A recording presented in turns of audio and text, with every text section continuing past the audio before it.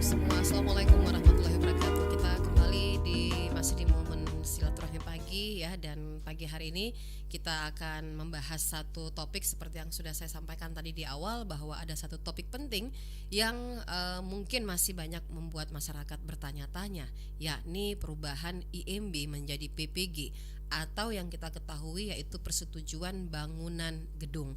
Nah, seperti kita ketahui sahabat Al-Markas, bahwa bertahun-tahun masyarakat menggunakan istilah IMB atau izin mendirikan bangunan sebagai syarat utama saat ingin membangun rumah, tempat usaha ataupun bangunan lainnya.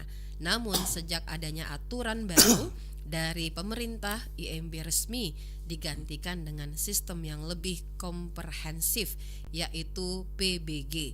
Saya pun juga bertanya-tanya, sebenarnya PBG itu seperti apa? Nah, PPG ini menekankan aspek keselamatan, juga fungsi hingga standar teknis. Itu saya bisa sampaikan.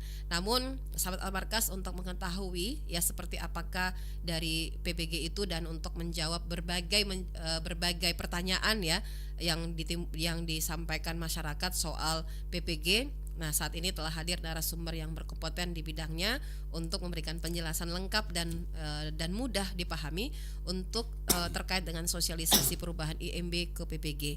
Baik, langsung saja saya menyapa narasumber saya pagi hari ini. Assalamualaikum Pak Saifuddin Sijaya Esos. Waalaikumsalam warahmatullahi wabarakatuh. Ya, Pak Saifuddin ini merupakan Kepala Bidang Tata Bangunan Distaru atau Dinas Tata Ruang Kota Makassar yang akan memberikan penjelasan sekaitan dengan PPG.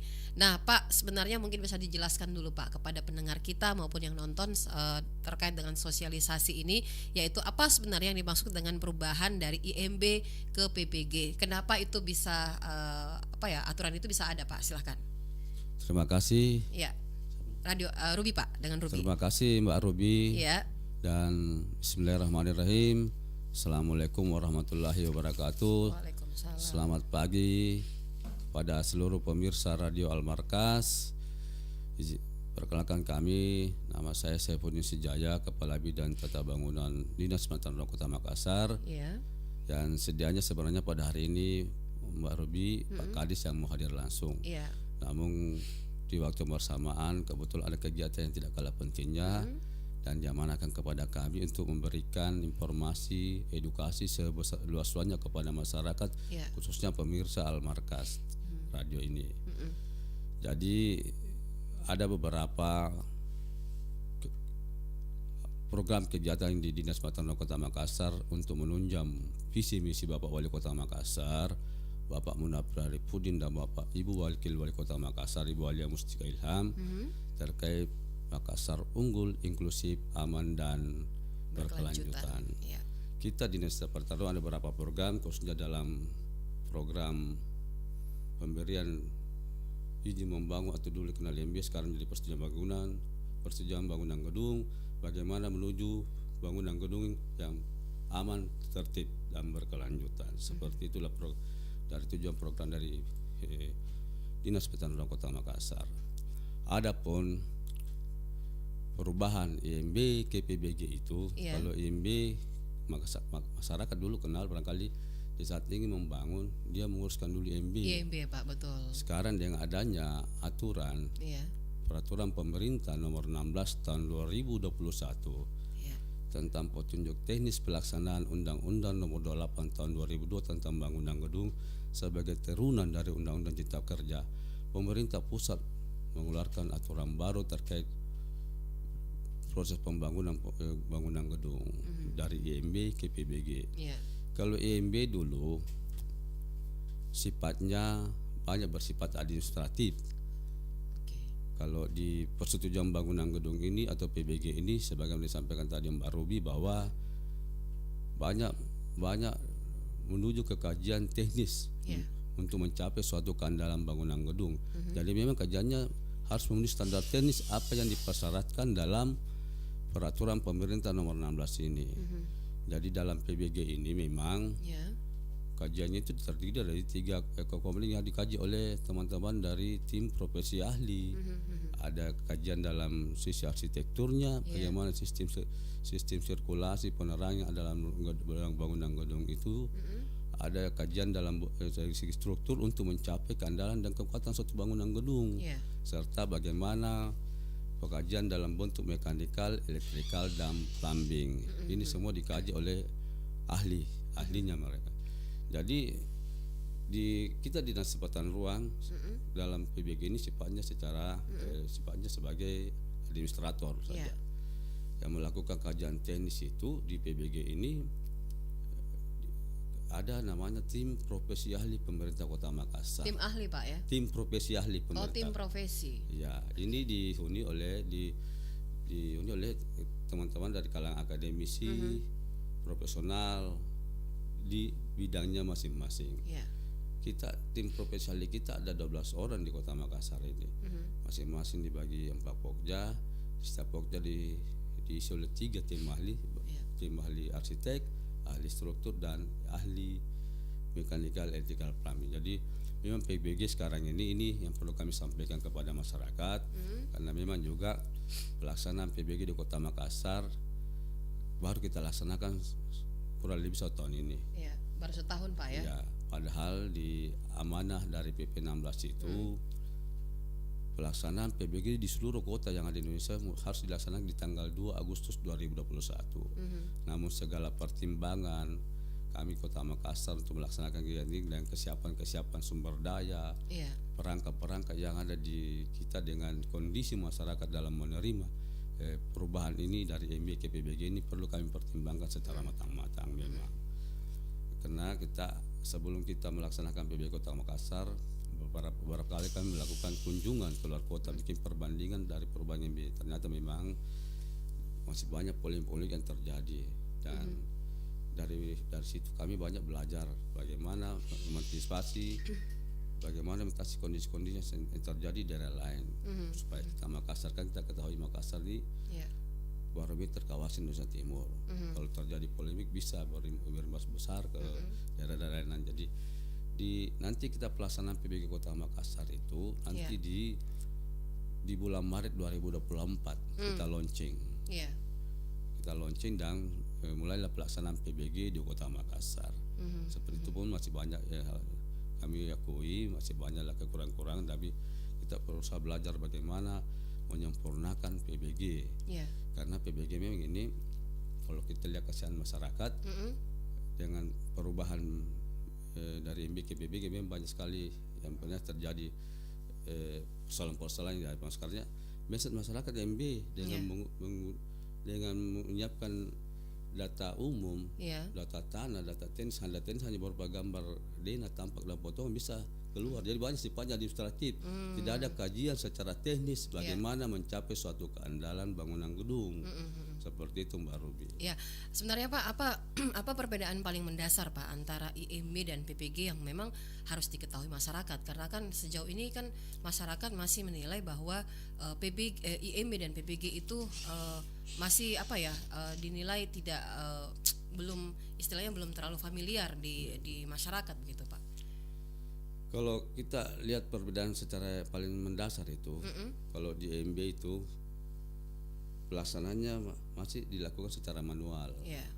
Kalau di PBG ini dilaksanakan secara online, bisa dilaksanakan dari aplikasi. Jadi pemohon itu tidak perlu lagi datang ke kantor Dinas Penataan Ruang atau DPMPTSP sebagai pelayanan segala perizinan yang di Kota Makassar untuk mengambil formulir. Tidak ada lagi formulir. Masyarakat diberi kemudahan bisa mengupload dokumen baik dari rumah dari mana saja dengan membuat akun SIMBG, sistem informasi Pak, sistem informasi manajemen bangunan gedung, seperti itu. Itulah yang paling mendasar. Yang kedua terkait masalah besarnya biaya retribusi. Kalau di MB kemarin kan ada perhitungan melihat indeks jalan, indeks bangunan yang mau di jenis bangunan yang akan dibangun. Kalau di PBG ini hanya berhitung luas bangunan dikali harga satuan bangunan gedung. Jadi nilai retribusinya lebih kecil daripada izin menerapkan bangunan itu sendiri. Itu yang paling mendasar Mbak Ruby. Apakah juga ini salah satu sistem yang diberlakukan IMB ke PBG ini untuk menghindari calo kan Pak? Setahu saya kan, karena menurut Bapak ini kan biar kita di rumah nih bisa kita akan untuk mendownload aplikasi SIMBG Pak ya, sistem informasi manajemen bangunan. Nah Pak, apakah proses pengurusan PBG ini sudah sepenuhnya digital Pak melalui OSS, terus bagaimana mekanismenya begitu Pak? Terima kasih Mbak Robi, saya lanjut kembali. Jadi sebelum proses permohonan PBG ada dokumen, ada data umum yang harus disiapkan, yaitu persetujuan keselesaian kegiatan pemampatan ruang atau biasa dengan PKKPR. Kalau di IMB dulu istilahnya keterangan rencana kota. Kalau di PBG ini yang perlu disiapkan dulu itu tadi saya bilang persetujuan keselesaian kegiatan pemampatan ruang untuk mengetahui berapa besar, berapa intensitas bangunan, berapa besar KDB, KDH, KLB seperti itu, dan apakah peruntukan pemohon ini sesuai dengan peruntukan dari rencana tata ruang wilayah Kota Makassar, karena semua diatur. Apa yang kita bangun di lokasi itu apakah sudah sesuai dengan rencana tata ruang Kota Makassar. Inilah perannya PKKPR di sini. Setelah sudah pemenuhan PKKPR dipenuhi oleh pemohon, barulah dilanjutkan ke permohonan persetujuan bangunan gedung dan membuat akun SIMBG. Inilah jadi sebenarnya jadi biasa kita juga dapat keluhan-keluhan masyarakat melalui baik secara langsung maupun secara online terkait sulit, rumit dan lama katanya. Padahal di PBG ini sesuai dengan amanah PP 16 itu pelaksanaan penyelesaian PBG itu sudah diatur 28 hari kerja. Cuma 28 hari kerja Pak ya? Cuma kan terjadi pemenuhan dokumen ini yang biasa berpotensi membutuhkan waktu dulu. Jadi sebelum diharapkan kami itu nanti setelah lengkap dokumen baik data umum, data tanah maupun data teknis itu baru kita masukkan di akun supaya jelas progresnya 28 hari kerja kita harus selesaikan itu. Itu sudah jadi amanah peraturan pemerintah nomor 16 tahun 2021. Berarti sudah aturan Pak ya? Sudah aturan. Ya. Pak, dokumen untuk pengurusan IMB dan PPG itu ada perbedaan tidak Pak? Ya, perbedaannya sangat signifikan. Itu yang saya maksud yang bilang. Dan apa yang harus disiapkan oleh masyarakat? Kan bagi masyarakat umum itu kan Pak, mereka masih berpikir kita ini urus IMB, padahal ada perbedaan yang cukup signifikan yang sempat Pak Saifuddin sampaikan tadi gitu Pak.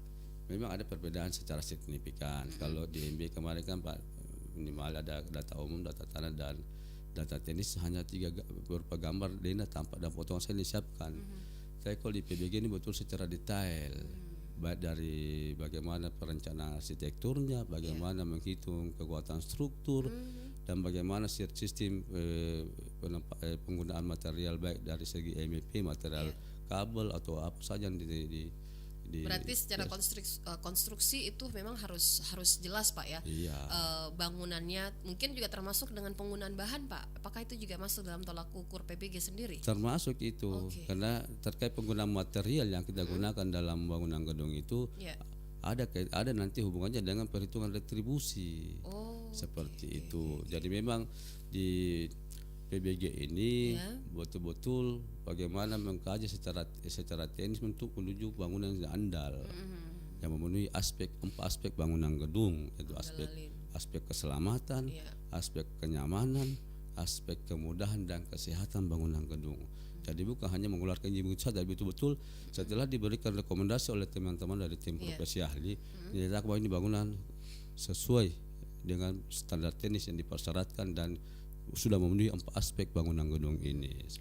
Nah, berarti sahabat Almargas, kita tidak hanya sekedar membangun ya Pak. Ketika kita akan membangun rumah nih, pasti kita hanya memikirkan nanti saya pakai seperti ini, kekuatan semennya seperti ini, campurannya seperti ini. Nah, melalui PPG ini jelas-jelas di kalau saya pikir itu bisa kalau saya lihat ini bisa dirincikan Pak ya, karena tadi mengandung 4 aspek Pak ya. Tadi ada keselamatan ya, terus kenyamanan, kesehatan juga ada di situ, dan kemudahan. Nah, kalau lihat dari konstruksi yang memang menjadi tolak ukur PPG, berarti memang tidak semudah yang mungkin kita bisa lihat orang membangun begitu cepat Pak ya.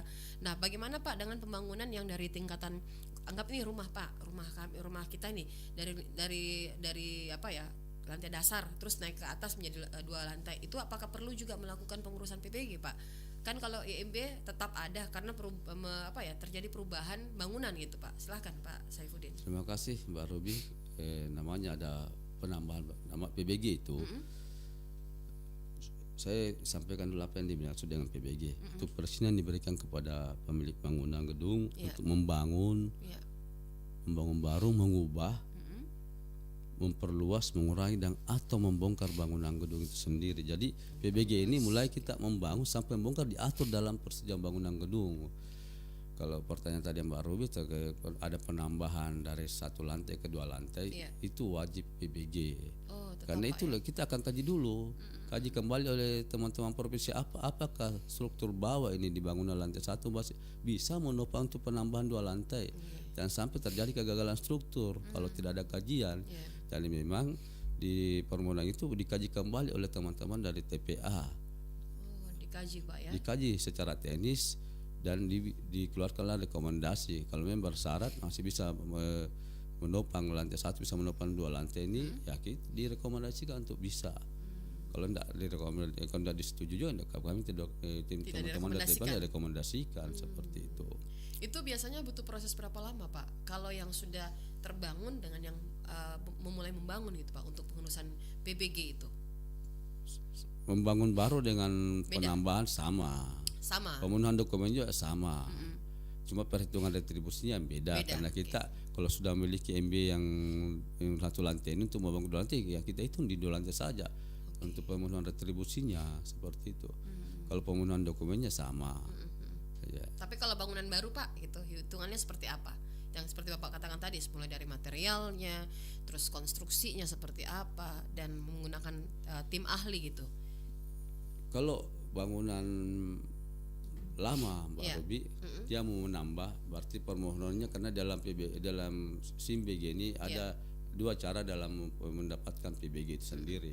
Kalau bangunan existing mau penambahan dari 1 lantai ke 2 lantai, dia permohonannya SIM BG melalui sertifikat layak fungsi bangunan gedung. Jadi dia tidak bermohon PBG, dia bermohon kelayakan dulu. Kajiannya beda. Alurnya beda Pak ya? Alurnya sama di sistem, cuma pengkajiannya beda. Karena di penambahan gedung dari 1 lantai ke 2 lantai itu ada pemeriksaan kekuatan struktur dulu. Ada pemeriksaan apakah struktur ini bawah ini masih bisa menopang tuh 2 lantai. Jadi permohonan melalui sertifikat layak fungsi bangunan gedung. Kajiannya dilakukan oleh teman-teman penyedia jasa dari pemohon itu sendiri. Seperti itu. Jadi kalau akan diuji semua pemenuhan dokumen, apa sudah memenuhi standar teknis, kami akan turun dulu melakukan penilaian bangunan itu, baru kalau kita sudah rekomendasikan disetujui, kita terbitlah SLF dulu, sertifikat layak fungsinya dulu. Boleh bahwa setelah itu akan terbit PBG setelah perhitungan retribusi untuk lantai 2-nya. Kurang lebih seperti itu ya. Pak, apakah masih ada nih Pak bangunan lama yang wajib menyesuaikan dengan PBG ini Pak? Kalau kita kan aturan ini kan tidak berlaku mundur. Kalau bangunan lama sudah memiliki MB, ya itu diakui juga. Tetap diakui. Tidak perlu ada perubahan dari MB ke PBG lagi. Karena sudah terbit lebih dahulu Sudah terlebih dahulu MB. Kecuali dia mau melakukan perubahan atau penambahan atau melakukan perubahan fungsi bangunan. Dari pembangunan ini yang banyak menyamar terjadi di Makassar ini, perubahan fungsi, dulunya rumah tinggal diubah jadi KP. Berarti ruko atau kafe ini atau secara otomatis MB rumah ini sudah dianggap tidak berlaku, jadi dia harus permohon baru dengan fungsi bangunan, fungsi usaha. Berarti ketika beralih fungsi Pak ya? Ketika beralih fungsi berarti dianggap MB itu tidak berlaku. Jadi dia harus menguruskan MB, bermohon persetujuan bangunan gedung kembali dengan fungsi yang sesuai dengan operasional yang dilakukan. Nah, Sahabat Almargas, perlu Anda ketahui bahwa ketika bangunan rumah Anda beralih fungsi ya mungkin yang tadinya rumah tempat tinggal terus tiba berubah jadi ruko ya Pak ya, Iya. atau juga jadi kafe, itu akan beralih fungsi termasuk juga PBG ya, dari IMB ke PBG. Nah, ini harus dicerahkan Pak biar masyarakat tahu, karena jangan sampai mereka ketika akan mengurus PBG, mereka masih berpikir bahwa masih yang sama Pak. Jadi kita perlu cerahkan hari ini bahwa ada perubahan karena beralih fungsi dari tempat tinggal menjadi kafe ya, tempat Fungsi usaha. Jadi fungsi usaha yang digunakan maupun juga ruko. Nah, ini perlu dipahami ya Sobat Almargas, jangan sampai datang ke kantor dinas tata ruang, Pak, ini rumah saya masih tempat tinggal. Tapi setelah dicek di lapangan ternyata bukan gitu ya. Jangan sampai ada keributan gitu pada tanda kutip.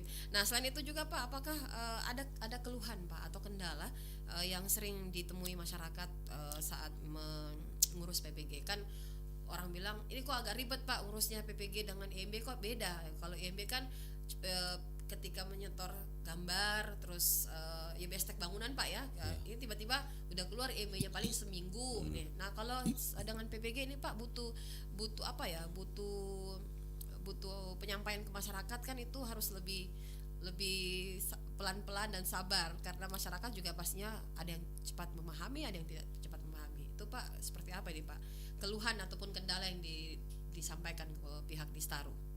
Terima kasih Mbak Ruby. Memang kita tidak terlepas dari keluhan-keluhan masyarakat. Namanya sistem baru ini, artinya tidak semua masyarakat bisa langsung menerima begitu saja. Sistem baru. Jadi itulah tugas kami di Dinas Penataan Ruang, melakukan edukasi atau sosialisasi seluas-luasnya kepada masyarakat.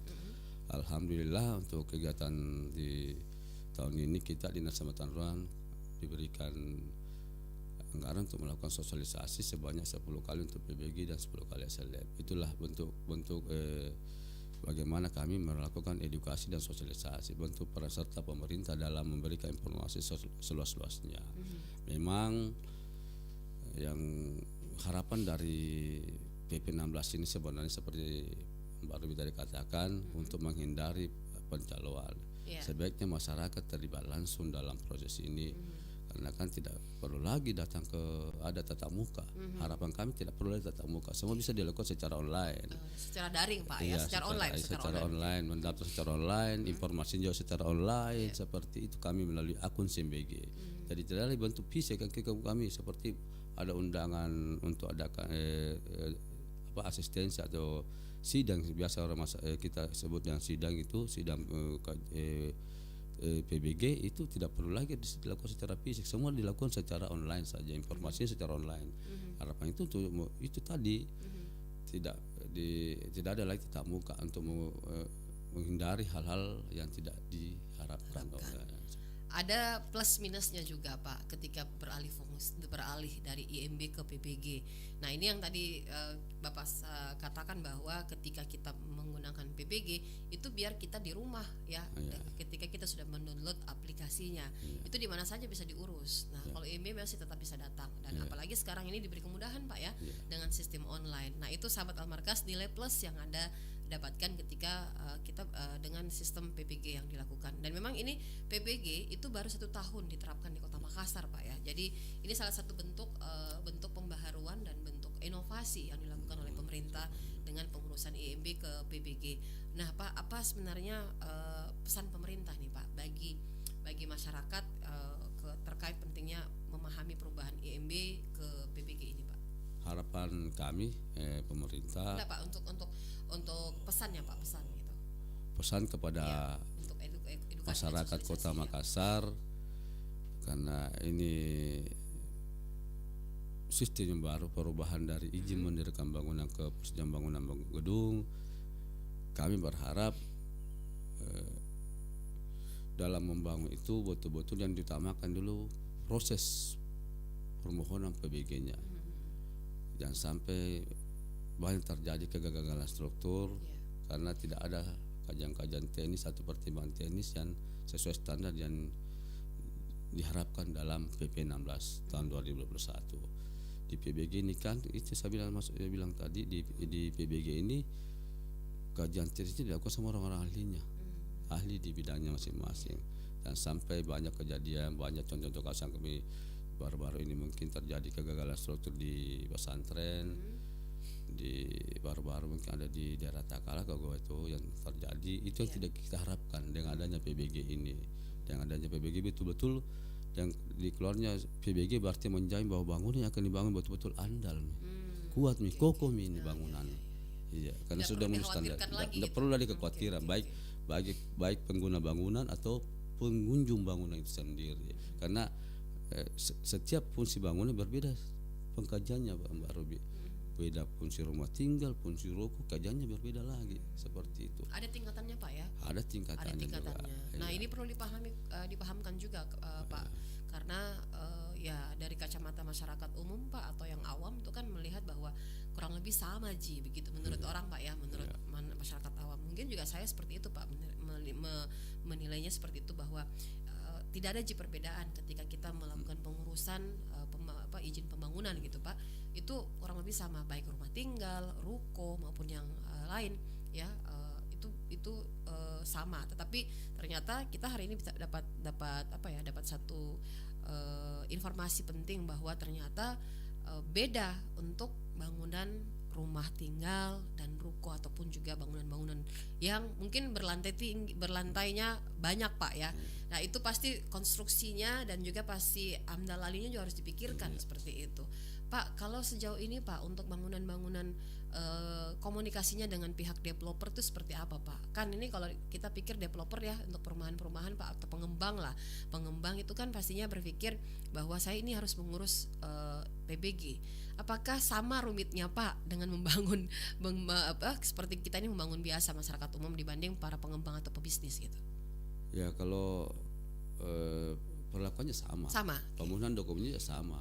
Malah kalau di perumahan itu lebih ada penambahan lagi dokumen, set plan-nya harus jelas, kajian amdal lingkungannya harus jelas, kajian amdal lalinya harus jelas, seperti itu.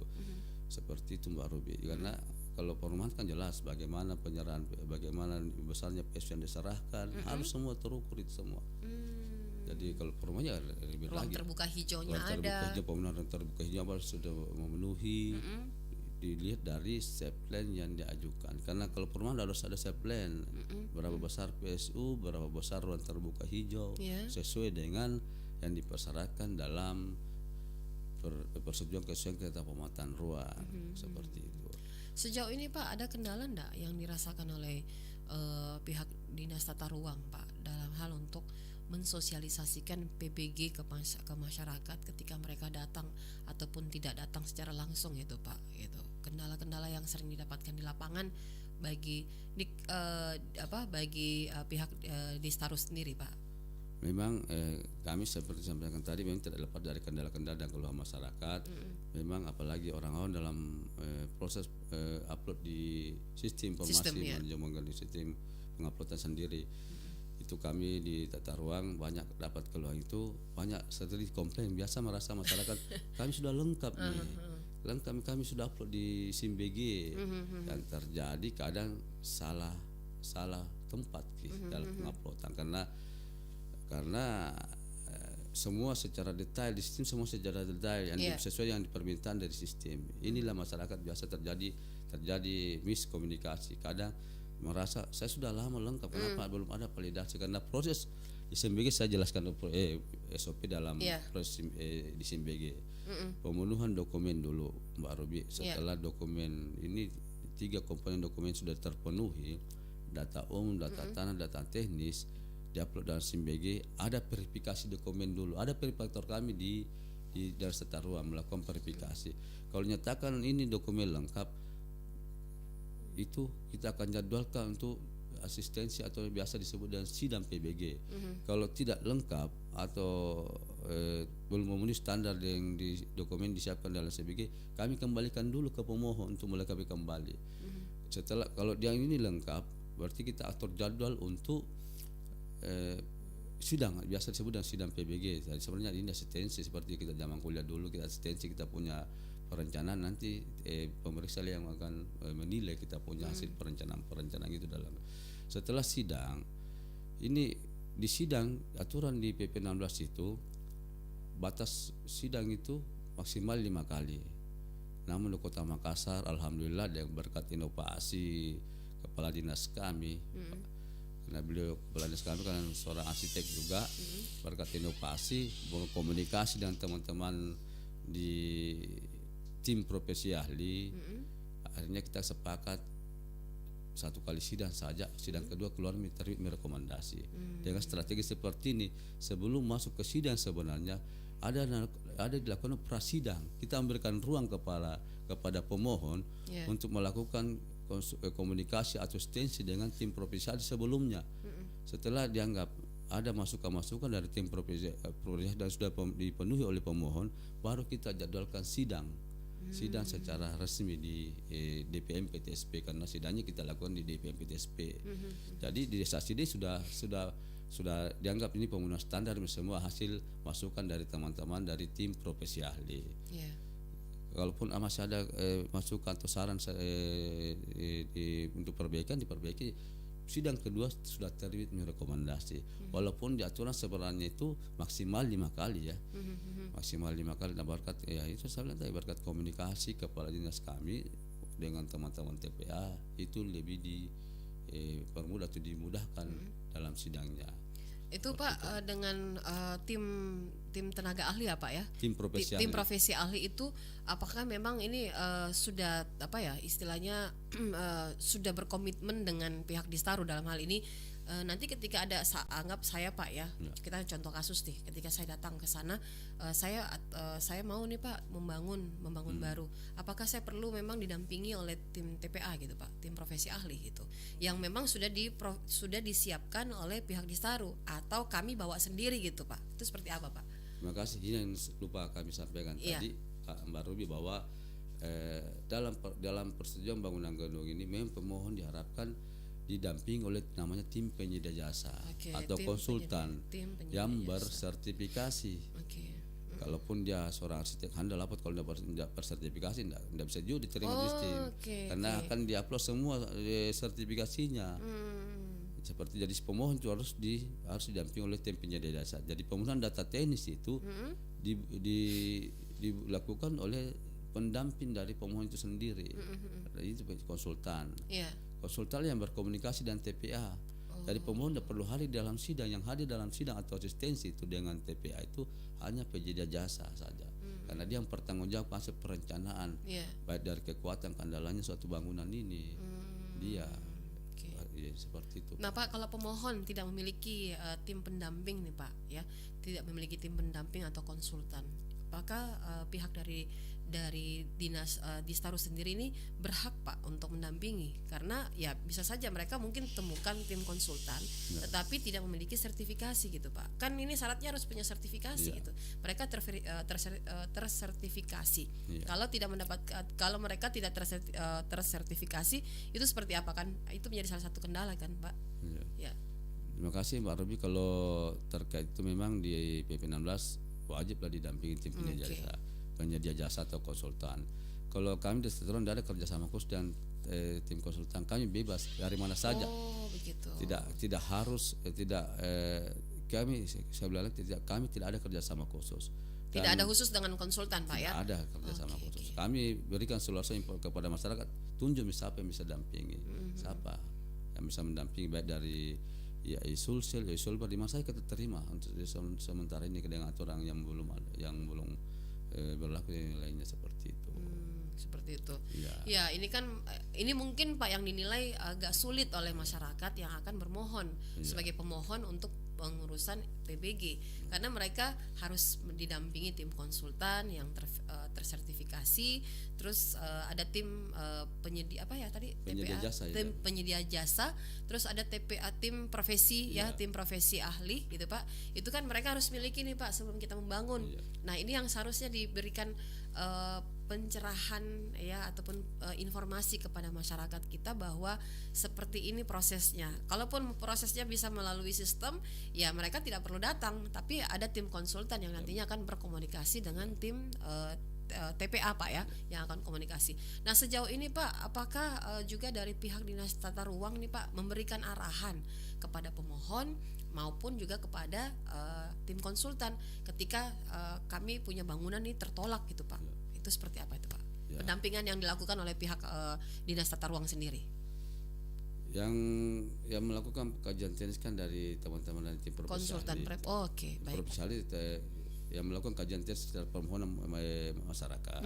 Yang melakukan itu tim profesional. Tim profesional kan di SK Wali Kota. Tim profesional. Itu di SK-kan Wali Kota Pak ya. Wali Kota. Kalaupun ada tertolak ya kita selalu bukan ruang konsultasi. Baik di Dinas Peternakan Ruang Kota Makassar maupun di DPPTSP.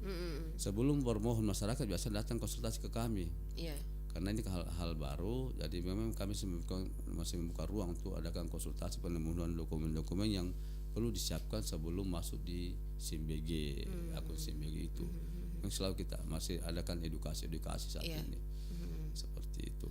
Berarti ada komunikasi lintas sektor Pak ya, dari Dinas Tata Ruang ke PTSP gitu. Komunikasi yang dibangun ini Pak seperti apa saja Pak dengan stakeholder lain atau pihak terkait dalam hal ini PTSP gitu. Komunikasinya pasti kita harus sering karena kita ini yang melakukan kajian teknis, kami selaku stasi teknis yang mengeluarkan PBG itu kan DPM PTSP. Jadi komunikasi terkait kulang-kulang masyarakat, kita selalu duduk bersama, ngopi bersama, saling memberi informasi bahwa ada kendala seperti ini.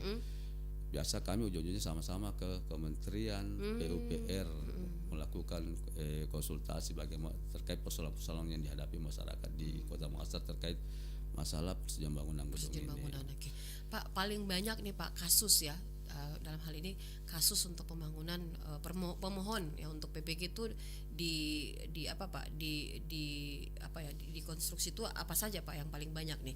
Apakah dari pihak pengembang ataupun yang lain gitu Pak? Terima kasih Mbak Ruby. Ini juga menyampaikan kepada masyarakat, pemirsa Radio Al Markas bahwa idealnya itu PBG dimohonkan sebelum ada pelaksanaan konstruksi. Oke, berarti sebelum Pak ya? Sebelum pelaksanaan konstruksi harusnya dimohonkan PBG. Karena setelah keluar PBG tidak berhenti sampai di PBG Mbak Ruby.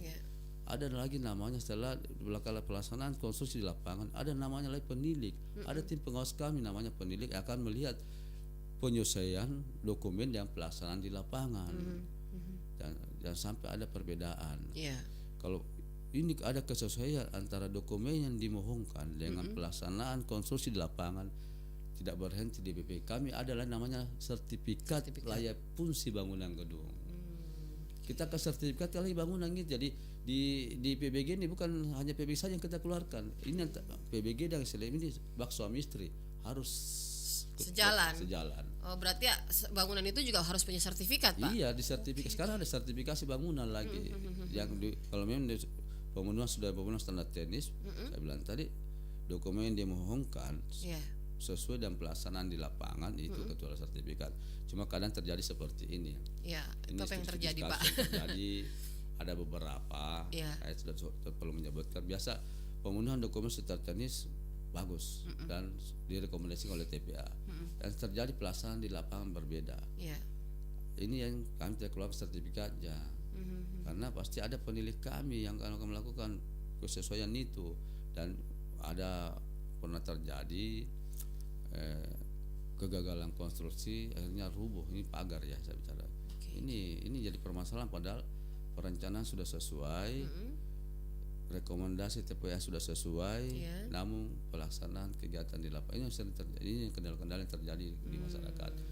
Jadi otomatis kami tidak keluarkan sertifikatnya. Kalau tidak ada kesesuaian, kami tidak keluarkan, tidak memberikan sertifikasi kelayakan bangunan gedung. Ini bisa menjadi pelajaran Pak, contoh seperti kasus pembangunan pesantren kemarin Pak ya. Itu kan mungkin karena gagal dari gagal konstruksinya kurang bagus.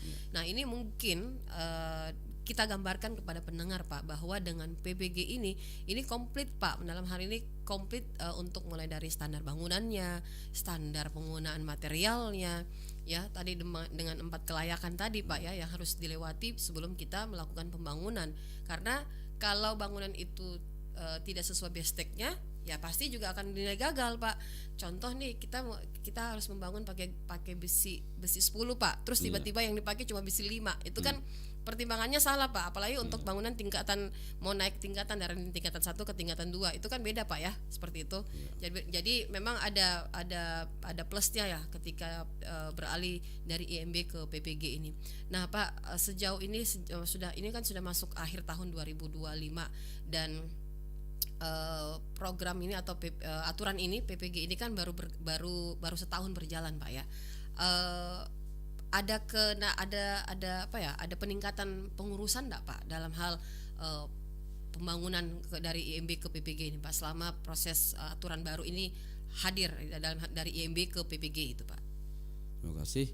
Alhamdulillah untuk sampai saat ini keinginan masyarakat untuk mengurus persetujuan bangunan dalam membangun itu sangat besar. Cuma memang terkait masalah terkendala persoalan pembuatan dokumen ini yang inilah tugasnya kami pemerintah Dinas Tata Ruang Kota Makassar turun memberikan edukasi sosialisasi. Masyarakat sebenarnya dalam membangun sangat antusias untuk pengurusan PBG itu sendiri. Cuma memang masih dengan sistem baru ini masih banyak kendala temukan, dan itu saya sampaikan tadi, kita tetap untuk tahap awal ini tetap membuka ruang konsultasi baik di Dinas DPMPTS maupun Tata Ruang. Bukan masyarakat sebenarnya, masyarakat sama tertib sebenarnya. Cuma memang persoalan baru ini yang perlu kita sampaikan. Dan terjadi permasalahan juga memang di kegiatan sosialisasi ini banyak muncul pertanyaan terkait masalah jasa penyedia jasa penyedia jasa seperti itu. Nah, Pak, kira-kira apa yang akan dilakukan oleh pihak Dinas Tata Ruang ini, Pak, untuk menuju ke 2026 sebelum tertutup di 2025, kan PPG ini kan belum tersosialisasi cukup baik, Pak, di masyarakat. Baru setahun, tapi kan masyarakat belum paham benar ini, Pak, soal PPG ini. Apa langkah selanjutnya yang akan dilakukan oleh Dinas Tata Ruang menuju 2026, Pak? Silakan. Terima kasih untuk kegiatan perencanaan kegiatan di 2026. Tetap kami merencanakan kegiatan sosialisasi secara menyeluruh kepada masyarakat Kota Makassar terkait bagaimana perubahan dari MB ke PBG itu sendiri, bagaimana proses pelaksanaan PBG di Kota Makassar. Seperti itu harapan kami yang perencanaan kegiatan kami di 2026, karena target kami adalah salah satu target mendapatkan target pendapatan juga dalam menunjang PAD Kota Makassar. Kalau memang di MB kemarin karena terjadi penurunan di target PAD di PBG ini, ada penurunan, Pak, karena memang nilai retribusi sangat kecil di PBG dibanding MB seperti itu. Gitu. Baik, Pak, kita berada di penghujung nih, Pak. Tidak terasa sosialisasi soal IMB ke PBG itu kan memang butuh effort, Pak. Harus butuh semangat untuk memberikan pencerahan kepada masyarakat. Dan apakah ada rencana lagi dari pihak Dinas Tata Ruang nih, Pak, untuk kembali mensosialisasikan, ya mungkin tidak hanya melalui ruang ini, Pak, atau ada semacam papan bicara nih sosialisasinya, Pak, gitu ke depan gitu, Pak, melalui ruang seperti di lurah-lurah, camat-camat gitu, turun langsung ke lapangan gitu, Pak. Terima kasih. Ya, itulah yang kegiatan kami di tahun ini. Memang di perubahan ini dengan adanya sosialisasi, kami sengaja menghadirkan teman-teman dari pemerintah setempat, lurah dan camat. Kami ketahui bahwa lurah adalah garda terdepan dari pemerintahan. Dia yang mempunyai untuk mengedukasi masyarakat di wilayahnya, seperti itu. Jadi memang di kegiatan ini kami selalu menghadirkan para teman-teman lurah, camat, para pelaku usaha, penyedia jasa, bagaimana mencarikan solusi-solusi terbaik bagi masyarakat dalam pengurusan persetujuan bangunan gedung ini. Seperti itu, Mbak Robi. Baik, Pak, sebelum kita akhiri, mungkin ada hal-hal yang penting ini yang ingin disampaikan kepada pendengar kita soal PPG ini, Pak, biar masyarakat dan pendengar kita itu semakin paham dengan PPG. Silakan, Pak Saifuddin. Terima kasih, Pak Robi. Terima kasih pemirsa Radio Al Markas. Closing statement kami barangkali kami berharap kepada seluruh masyarakat Kota Makassar, Ya. khususnya pemirsa Radio Al Markas, dalam perencanaan pembangunan yang paling terpenting kami harapkan ajukan permohonan persetujuan bangunan gedung. Sebagaimana harapan pemerintah, Iya. dengan adanya PBG ini berarti memastikan bahwa bangunan itu sudah mencapai standar teknis untuk mencapai suatu keandalan bangunan gedung. Kita berharap tidak ada lagi bangunan-bangunan terjadi kegagalan struktur karena kelalaian atau perbedaan dari standar teknis dan pelaksanaan yang ada di lapangan. Seperti itu barangkali Mbak Robi. Baik. Nah, saya bisa menarik kesimpulan di sini Pak bahwa hadirnya PBG ini merupakan perubahan itu bukan sekedar mengganti nama Pak, tapi membawa perubahan mendasar dalam cara pemerintah mengatur, menilai dan mengawasi bangunan. Dan PBG juga menekankan yang namanya aspek keselamatan, fungsi hingga standar teknis untuk bangunan, sehingga pembangunan itu diharapkan lebih tertib ya Pak ya, aman dan sesuai tata ruang. Dan tentu saja kita tidak harapkan adanya kegagalan pembangunan. Ya, jangan sampai bangunan sudah berdiri ya, terlihat kokoh, ternyata bangunan itu hanya bertahan mungkin setahun atau tiba-tiba saja tanahnya ya longsor karena tidak sesuai besteknya atau tidak sesuai dengan konstruksinya. Nah, karena itulah PBG hadir untuk memberikan salah satu perubahan yang benar-benar memberikan manfaat bagi para pemohon ya untuk mendirikan bangunan. Nah, ini kurang lebih sama sebenarnya IMB ke PBG, hanya berubah sedikit fungsi tetapi kurang lebih aturan-aturannya sama.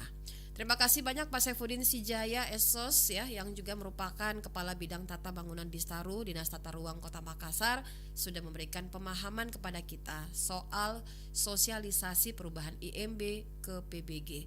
Semoga Sobat Al Markas dengan hadirnya sosialisasi ini tidak lagi bingung ya, tidak lagi bingung dalam mengurus PBG. Terima kasih sekali lagi Pak, sukses selalu dengan segala aktivitasnya dan kiranya juga dalam pengurusan PBG ini ada peningkatan di tahun 2026 agar pencapaian untuk apa ini Pak tadi untuk target PAD ya itu bisa tercapai. Terima kasih sekali lagi. Assalamualaikum warahmatullahi wabarakatuh. Waalaikumsalam warahmatullahi wabarakatuh. Sahabat Al Markas, saya Ruby Sudikyo pamit undur diri dan kita akan ketemu nanti di program yang berbeda tentu.